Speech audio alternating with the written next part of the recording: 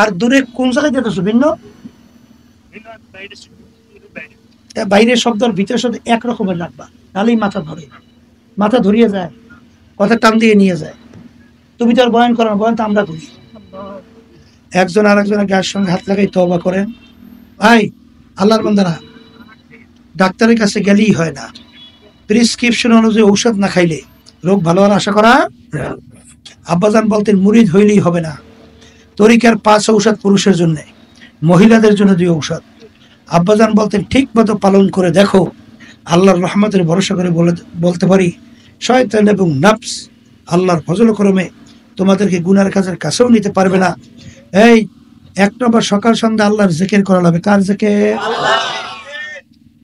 2 নম্বর ঔষধ আল্লাহর কিতাব পড়া লাগবে। অনেকের নভেল নাটক নাস্তিকদের বই পড়িয়া দেল পাথরের মতো শক্ত হয়ে গেছে। আল্লাহর কিতাব পড়লে শক্ত পাথরিয়া দেল পাথরের মতো এই মোমের মতো গলিয়ে যায়। কথা ঠিক না বেঠিক? এই 2 অসৎ মহিলাদের জন্য আল্লাহর কিতাব নিয়ে